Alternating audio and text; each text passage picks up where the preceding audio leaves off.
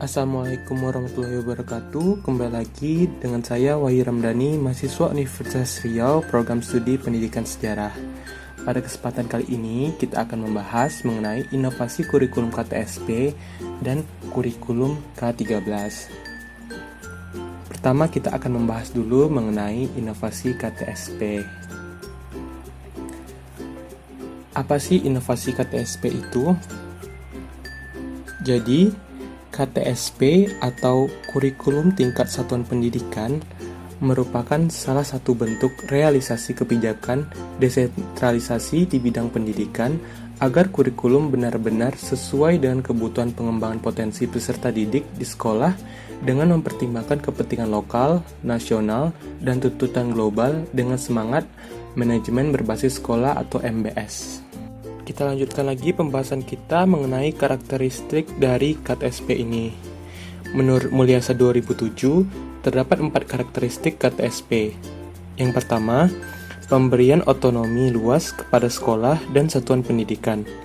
KTSP memberikan otonomi luas kepada sekolah dan satuan pendidikan, disertai seperangkat tanggung jawab untuk mengembangkan kurikulum sesuai dengan kondisi setempat. Sekolah dan satuan pendidikan juga diberi kewenangan dan kekuasaan yang luas untuk mengembangkan pembelajaran sesuai dengan kebutuhan peserta didik serta tuntutan masyarakat. Lalu, karakteristik yang kedua, partisipasi masyarakat dan orang tua yang tinggi.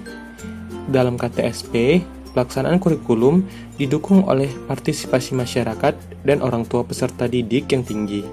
Orang tua peserta didik dan masyarakat tidak hanya mendukung sekolah melalui bantuan keuangan, tetapi melalui komite sekolah dan pendidikan merumuskan serta mengembangkan program-program yang dapat meningkatkan kualitas pembelajaran. Lalu karakteristik yang ketiga, kepemimpinan yang demokratis dan profesional. Kepala sekolah dan guru-guru sebagai tenaga pelaksana kurikulum merupakan orang-orang yang memiliki kemampuan dan integriti profesional. Kepala sekolah adalah manajer pendidikan profesional yang bekerja sama dengan komite sekolah untuk mengelola segala kegiatan sekolah berdasarkan kebijakan yang ditetapkan.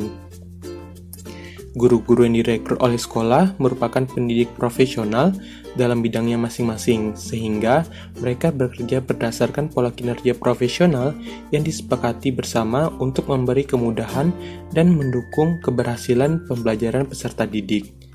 Dalam proses pengambilan keputusan, kepala sekolah mengimplementasikan proses bottom-up secara demokratis sehingga semua pihak memiliki tanggung jawab terhadap keputusan yang diambil beserta pelaksanaannya. Lalu karakteristik yang terakhir, yang keempat, tim kerja yang kompak dan transparan. Dalam KTSP, keberhasilan mengembangkan kurikulum dan pembelajaran didukung oleh kinerja tim yang kompak dan transparan dari berbagai pihak yang terlibat dalam pendidikan. Dengan demikian, keberhasilan KTSP merupakan hasil sinergi dari kolaborasi tim yang kompak dan transparan. Dalam konsep KTSP yang utuh, kekuasaan yang dimiliki sekolah dan satuan pendidikan terutama mencakup pengambilan keputusan tentang pengembangan kurikulum dan pembelajaran serta penilaian hasil belajar peserta didik. Kita lanjutkan lagi pembahasan kita mengenai pengembangan KTSP. Pengembangan KTSP sudah didahului dengan pengembangan kurikulum yang lebih tinggi, yaitu kurikulum tingkat nasional. Pada tingkat nasional, pengembangan kurikulum dilaksanakan dalam rangka mengembangkan standar nasional pendidikan yang mencakup standar isi dan standar lulusan. Hasil pengembangan kurikulum tingkat nasional ini dijadikan sebagai landasan dan acuan dalam pengembangan KTSP. Dalam pengembangan KTSP, terdapat beberapa hal yang harus diperhatikan, yaitu yang pertama, disusun bersama-sama oleh guru, komite sekolah, konselor, narasumber, dan disupervisi oleh dinas pendidikan. Lalu yang kedua, ditandatangani oleh kepala sekolah, ketua komite, dan kepala dinas pendidikan. Lalu yang ketiga, mengacu pada SI, SKL, standar proses, standar penilaian, dan panduan penyusunan KTSP yang disusun oleh BSNP serta undang-undang. Lalu yang keempat, tim penyusunan KTSP pada satuan pendidikan terdiri atas guru, konselor, dan kepala sekolah sebagai ketua merangkap anggota. Lalu yang kelima, penyusunan KTSP merupakan bagian dari kegiatan perencanaan sekolah. Kegiatan ini dapat berbentuk rapat kerja atau lokakarya sekolah atau madrasah dan kelompok sekolah lainnya. Nah, setelah tadi kita membahas mengenai inovasi kurikulum KTSP, sekarang kita lanjutkan lagi materi kita mengenai inovasi kurikulum 2013. Apa sih inovasi kurikulum 2013 itu? Kurikulum 2013 merupakan salah satu inovasi pendidikan yang ada di Indonesia dan perlu didiseminasikan agar pendidikan di negara kita bisa berubah menjadi lebih maju dan sesuai dengan perkembangan zaman. Nah, kita lanjutkan lagi pembahasan kita mengenai karakteristik kurikulum 2013. Terdapat 5 karakteristik kurikulum 2013, yaitu yang pertama, keuntungan relatif. Kurikulum 2013 mempunyai beberapa keuntungan, di antaranya dapat memudahkan siswa dalam belajar, tidak memberatkan siswa, mempermudah guru dalam mengajar, pembelajaran jadi lebih bermakna, dan menyenangkan siswa. Lalu yang kedua, kompatibel. Dilihat dari segi kompatibilitasnya, dengan tujuan pendidikan nasional maupun kebutuhan masyarakat akan pendidikan, kurikulum 2013 dirasakan mempunyai tingkat kesesuaian yang tinggi dengan penerapan nilai maupun proses pendidikan yang ada dengan pola pendidikan pada satuan pendidikan. Lalu yang ketiga, kompleksitas. Perkembangan kurikulum dari waktu ke waktu tidak henti. Sesuai dengan perkembangan zaman, kurikulum 2013 ini hadir merupakan salah satu inovasi yang tidak henti dan berasal dari suatu analisa yang kompleksitas. Lalu yang keempat, triabilitas. Apabila kita lihat di media, baik cetak maupun elektronik, banyak yang pro dan kontra. Oleh karena itu, evaluasi kurikulum memerlukan waktu dan pelaksanaannya untuk mendapatkan hasil yang diharapkan. Lalu yang kelima, dapat diamati. Pelaksanaan kurikulum 2013 dapat saja kita amati dan dipantau pelaksanaannya, baik oleh pengawas ataupun pemangku kepentingan lainnya. Mereka dan kita semua bisa mengamati jalannya pelaksanaan kurikulum dan bisa mengamati apa saja kendala yang dihadapi di lapangan. Sehingga apabila ada kendala, maka segera akan dilakukan tindakan untuk mengatasinya oleh para pakar dan ahli.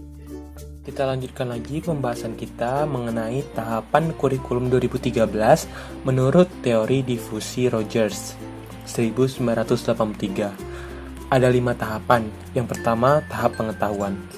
Tahap ini sangat penting dilalui oleh guru sebagai ujung tombak penerapan kurikulum 2013. Guru harus paham betul mengenai tujuan kurikulum 2013, isi kurikulum, metode proses belajar mengajarnya, sampai pada evaluasinya.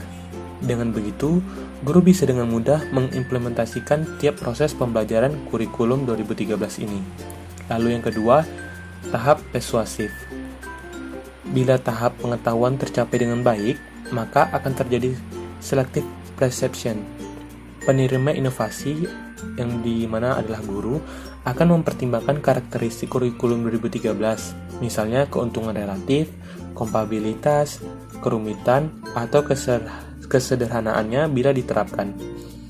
Tahap ini dinamakan tahap persuasi atau penerima inovasi membentuk sikap berkenan atau tidak berkenan dengan kurikulum 2013. Lalu yang ketiga, tahap keputusan. Tahap keputusan atau decision muncul ketika seorang individu atau unit pengambil keputusan lainnya terlibat dalam aktivitas yang mengarah pada pemilihan adopsi atau penolakan sebuah inovasi. Dalam hal ini, kurikulum 2013 diadopsi oleh semua satuan pendidikan, terutama satuan pendidikan yang ditunjuk untuk melaksanakan kurikulum 2013 ini di tahun pertama.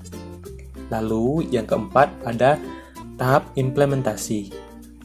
Atas dasar makna pemahaman terhadap kurikulum 2013 serta didukung oleh semangat dan tekad untuk menerapkan, maka guru dibimbing menerapkan kurikulum 2013 dalam pembelajaran sehari-hari, di bawah supervisi dari dekat dan terus-menerus dari atasan. Inilah yang disebut dengan tahap implementasi kurikulum 2013 yang dimulai. Lalu yang kelima, tahap konfirmasi.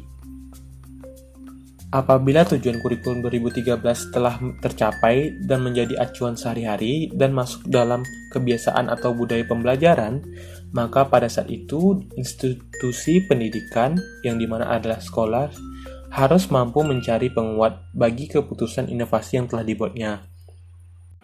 Nah, setelah tadi kita sama-sama paham mengenai kurikulum KTSP dan kurikulum 2013, sekarang kita akan bahas mengenai perbedaan kedua kurikulum ini, yaitu perbedaan KTSP dan kurikulum 2013. Pada KTSP, mata pelajaran tertentu mendukung kompetensi, sedangkan pada kurikulum 2013, tiap mata pelajaran mendukung semua kompetensi. Lalu pada KTSP, tematik untuk kelas 1 sampai kelas 3 belum integratif. Lalu pada K13, tematik integratif untuk kelas 1 dan sampai kelas 3. Lalu yang ketiga, pada KTSP, bahasa Indonesia sejajar dengan mata pelajaran lainnya. Sedangkan pada kurikulum 2013, bahasa Indonesia sebagai penghalang mata pelajaran lain. Lalu yang terakhir, pada KTSP, pembelajaran diajarkan secara terpisah, sedangkan pada kurikulum 2013, tiap jenis konten pembelajaran diajarkan secara terkait. Nah, itu tadi pembahasan kita mengenai kurikulum KTSP dan kurikulum 2013. Terima kasih telah menyaksikan, terlebih dan terkurang saya mohon maaf. Akhir kata, Assalamualaikum warahmatullahi wabarakatuh.